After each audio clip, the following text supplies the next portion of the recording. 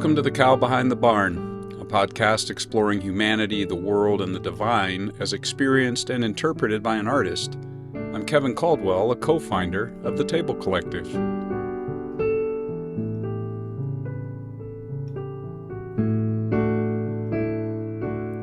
Well, if you've been following the podcast weekly, you know that what I thought was a simple question, where and when did I begin, opened into much bigger questions about space, where, time, when, and consciousness, I. Along the way, I've been referring to something I call psychic entanglement, which I came up with through reflections on quantum theories of the nature of the universe and space and time, and several initial samples from religious texts. My understanding of psychic entanglement suggests, among other things, that space and time and consciousness are all intertwined and entangled with themselves and between themselves. It's impossible to separate them neatly into episodes, though I have been trying as best I can. After some autobiographical reflections on my own entanglement with some of my wares, which I hope prompted you as a listener towards insights of your own, I got to a spot near the end of the last episode at which I said I would begin looking more deeply into what some of the great religious heritages have to say about space, the nature of the physical world. And here I am. However, to be honest, for some reason I thought summaries from various religious heritages would suffice for my purposes, like a Judeo-Christian Islamic version of the world could maybe be covered with, in the Judeo-Christian tradition and Genesis 1 there are phrases like, in the beginning God created, and the Quran has similar references. Or turning to Buddhism, that it'd be enough to say the only universe compatible with Buddhism is a cyclical one without beginning or end. And then there's the religious heritage of science that could be covered with something like, there was a Big Bang 13.7 billion years ago, although now they say 13.82. Little summaries like 8-ounce drinking glasses. I should have known better. And the more I drank, the more deeply I wanted to drink. I've said frequently that as an artist, I see religions as forms of art and the founders and shapers of religious traditions as spiritual creatives. As such, I find each of the religious heritages have been giving me water to drink that helps me imagine the world. And in doing so, they help me to see it through rich, mythic, epic, archetypal images and themes which conjure profound ways of experiencing the world, not just thinking about it. And this applies equally, by the way, to the scientific imaginative heritages as much as it does to the others. All of these heritages can provoke our creative imagination as a way of knowing, and no distilled summary of them, such as I had imagined doing, can do them justice. Therefore, since I can't fit fuller treatments of them all into the size of a single episode, I'm going to divide them up. Chronologically, basically. In this episode, I begin with the Bhagavad Gita, the Buddha, and Lao Tzu. The next episode, I plan to move to the Judeo-Christian Islamic ways of seeing the world, and then I'll turn to what I see as the epic mythology of theories of the universe being explored in recent years in various fields of science.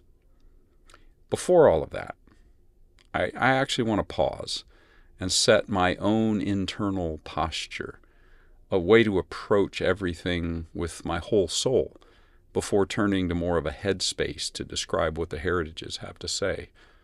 So I'm going to offer first a not yet released to the public instrumental piece that I created.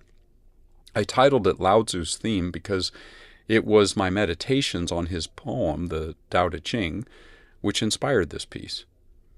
I invite you to listen in that same spirit, the spirit of it being a meditation, perhaps calming your body and opening your palms, perhaps physically, as an expression of willingness to just be and to receive. Be attentive to your breathing and that sort of thing as you listen to this piece, Lao Tzu's Theme.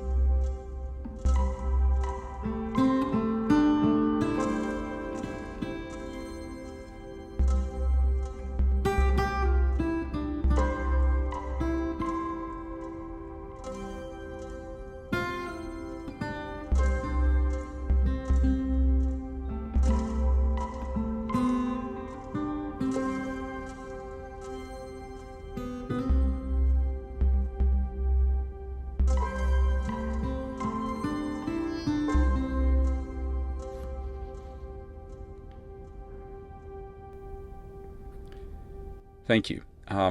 Now I proceed to see what the Gita and Buddha and Lao Tzu might say about this where in which we live. I begin with the Bhagavad Gita because it comes first chronologically. In chapter 7, starting with the 4th verse, Krishna says to Arjuna, "The 8 components of my material energy are earth, water, fire, air, space, mind, intellect, and the surface self.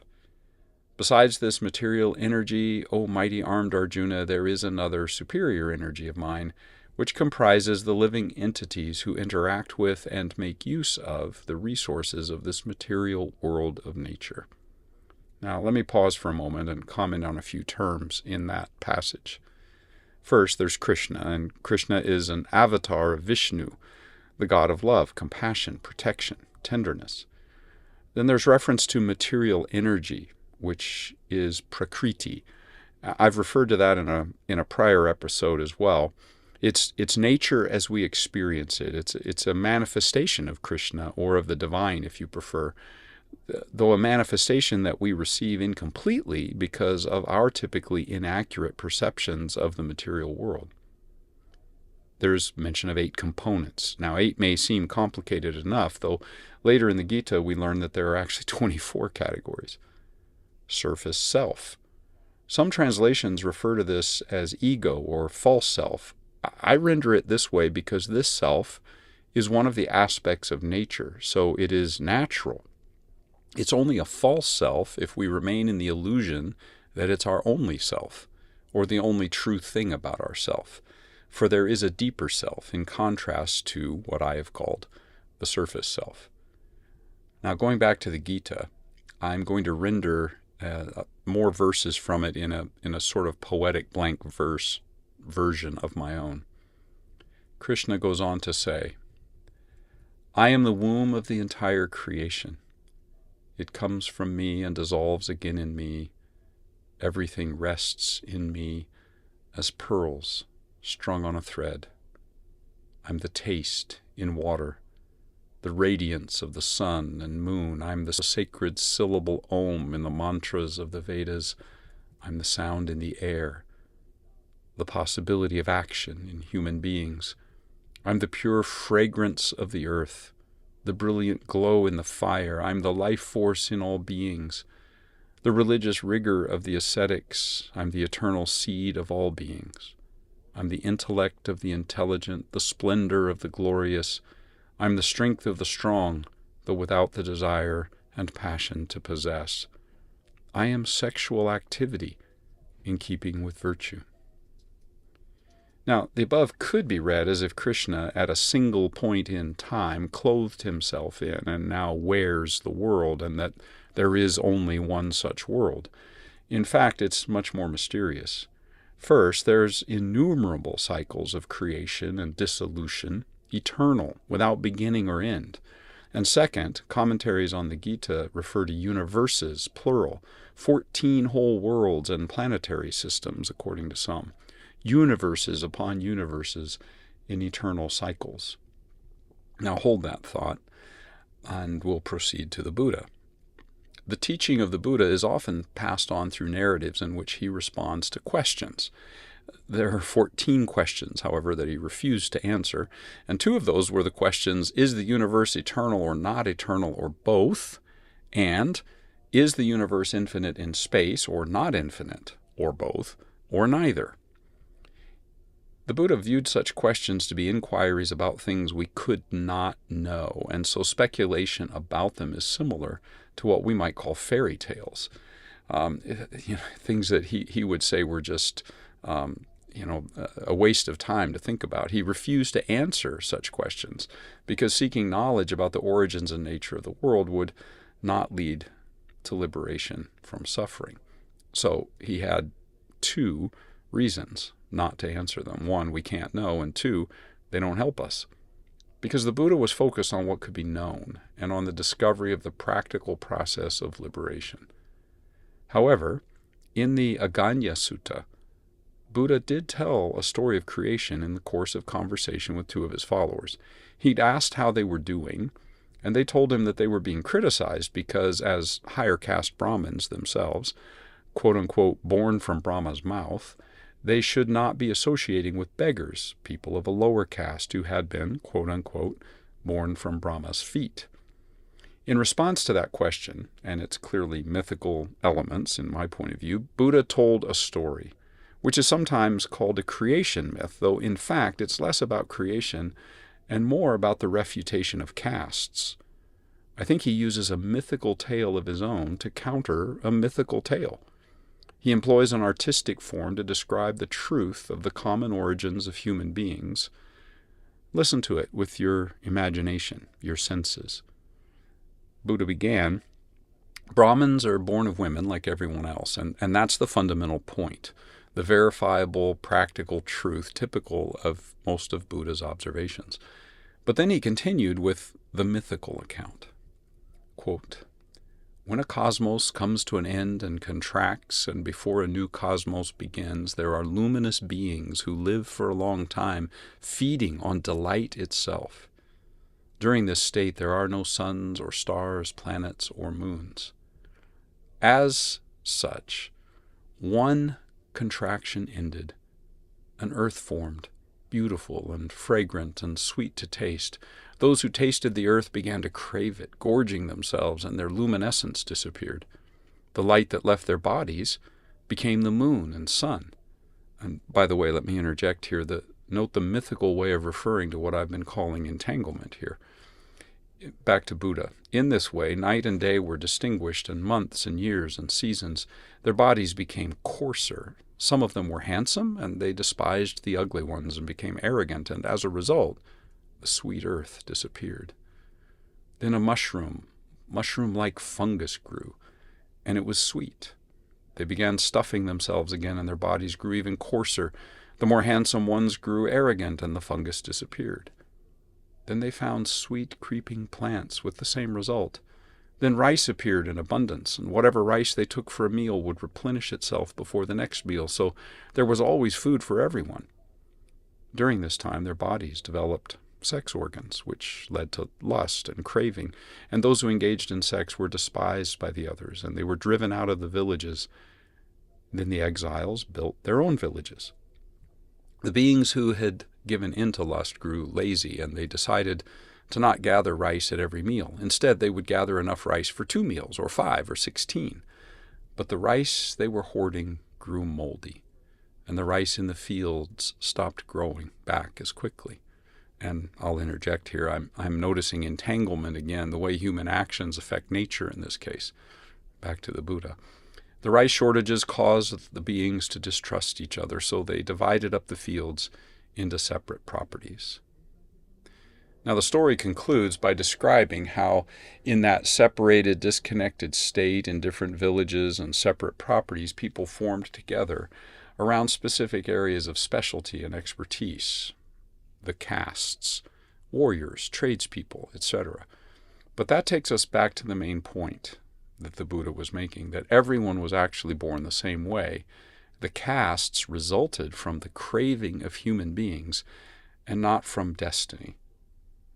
Through his art of storytelling, using images of sweet earth and fungus and mushrooms and luminous beings of light, the Buddha provides a powerful imaginative way of not just telling us, but of inviting us to experience imaginatively how deeply woven into human suffering craving is. That theme is woven throughout the tale. Now, what about the nature of the world? The myth above is a narrative way to speak of the interconnection of everything. For example, planets result from the light of people, which departs due to their craving, and thus we're entangled with the planets. There are other suttas in which we find more of Buddha's fundamental concepts, some of which also show up in his narrative way of presenting those truths in the Aggañña Sutta. So he's presenting the same concepts in 2 different ways, one more didactic and one more narrative and mythical. But here's some of the key points. Everything is caused by other things. Nothing is created independently by a god or nature or fate. The world is a vast flow of events that are linked together and participate in one another. Things exist only in relationship to other things. Nothing has an independent, autonomous existence. Humans depend on nature. Nature depends on humans. There is no beginning of everything, if by beginning we mean an independent, autonomous first cause, a big bang, a creation ex nihilo, or out of nothing. Any version of such concepts would require including some degree of interdependence with something else in the Buddha's thought. Both the Gita and the Buddha's teaching agree that there was no single creation or beginning, that the universe is created and destroyed and created and destroyed in a cycle of never-ending cycles. And both are also expressing in different ways something very close to what I've described as both physical and psychic entanglement. So the Gita talks of humans who make use of the material energy of the world, engaging it with their minds, among other ways. And for the Buddha, things exist only in relationship to other things, and our perception of the world and the world we perceive are impossible to distinguish, or, in my own words, our perceptions create it. But either way, in the end, everything is entangled. I've selected one more source, and I'll turn to it now in this episode. Lao Tzu. Lao Tzu lived in China in the 6th century before the Common Era. He's attributed with being the foundational figure in the formation of Taoism, and the author of one of Taoism's source texts, the Tao Te Ching. It's an 81-stanza poem which describes the nature of the Tao and how to live in keeping with it. It's a term that's usually translated as the way, but it's a very difficult term to render in English. In fact, the concept wasn't easy for Lao Tzu to define in his own language. The poem, in fact, opens with these words, stanza 1, "The Tao that can be told is not the eternal Tao. The name that can be named is not the eternal name." In other words, if you can define it, then it isn't it. Now, what does the Tao have to do with the world? Also quoting from stanza 1, "The nameless is the origin of heaven and earth. The named is the mother of 10,000 things." Mysterious. Well, stanza 42 opens with this. "The Tao is the origin of one thing, which is the origin of two, which is the origin of three, and so on to 10,000 things, which hold and carry the yin, or inaction, and the yang, or action. And she is the harmony of it all." We could call she the life force, breath, being the harmony of it all. The Tao is not a thing or the sum total of things. It's the source of all that we've just named. It's not a static source that we can objectify as if it were merely another type of thing. The Tao is the origin of the world we know, an origin which is the process by which things come into their thingness. Lao Tzu sees ultimate reality, in other words, as process, not a process, but process itself is reality, a constant, generative, creative process resulting in the world around us, which is a constant movement between something and nothing, as we find in stanza 40. Everything, all things, come from something, or yu in Chinese, but the something comes from nothing, wu in Chinese. In stanza 51, the Tao is not the result of following a command, it is simply natural. For the Tao begets and keeps all things. It fosters, nurtures, sustains, nourishes, shelters them. Although there are expressions in Lao Tzu's poem which sound as if the Tao is personal in some way, the Tao is not a being and so not a god. Some commenters or commentators describe it more as a force, and yes, Star Wars fans, there are a lot of similarities with that force, and a lot of differences as well.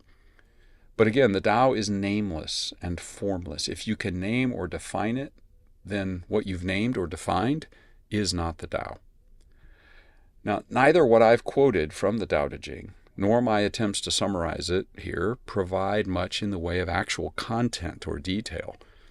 And that's actually in keeping with the approach of Lao Tzu, who elsewhere says that what really matters is not what is said, but what is not said. However, like many spiritual heritages, in some streams of Taoism, there are more explicit stories about how the world as we perceive it comes into existence, and what it's made of or what it's like. Here's one such story in a summary form, and I think you'll notice how elements from the Tao Te Ching show up here. But it's done in narrative form. In the beginning, there was an endless void known as Wu Shi, combining a word, Wu, sometimes rendered as nothing, and a word, Shi, sometimes rendered as breath or life force. It came to mean the primordial universe and came to be understood as equivalent with the unmanifest Tao, the unseen, unexperienced Tao. As Wu Shi manifests in the world, it divides into two, the yin and the yang, which are complementary conditions of action and inaction. This stage represents the emergence of duality and polarity out of the unity of Tao. The dance, the continual transformations of yin and yang, fuels the flow of Shi, that is, life force or breath. And this life force or energy or principle is in constant transformation between its material manifest state and its energetic unmanifest state. In other words, it's something or it's no thing in the poem. From this dance of yin and yang emerges the 5 elements of all things of the world: wood, fire, metal, water, and earth. Compare that list to what we saw in the Gita is interesting. From those elements come 1,000 things, representing all of manifest existence, all the objects, inhabitants, and phenomena of the world that we experience. We human beings are among those 10,000 things, not something separate from the natural world, but another manifestation of it. This is all foundational to the idea that the Tao is the natural flow of the world. We might say it's just the way of things. And so in Taoism, the aim of life is to live in keeping with the Tao, in keeping with the way things work naturally. The dance of opposites, action, inaction, nothing, something, opposition, unification, etc., creates a dynamic balance between manifest and unmanifest, or known and unknown, seen and unseen. The Tao and the 10,000 things arise in a perpetual interdependence of all of that. Or, to use the term I've coined, in Lao Tzu, the world and all that is in it can be described as a universal cosmic form of entanglement. Now, let me try to summarize what all this says about the nature of the where we live. In the Gita, the world or worlds is or are eternal, cyclical, entangled with big S self and with all small s selves. And to note for later, that big S self is in many places personal or suprapersonal in the Gita. From the Buddha, the world or worlds is or are eternal and cyclical, entangled with small s selves via perceptions and experiences of it.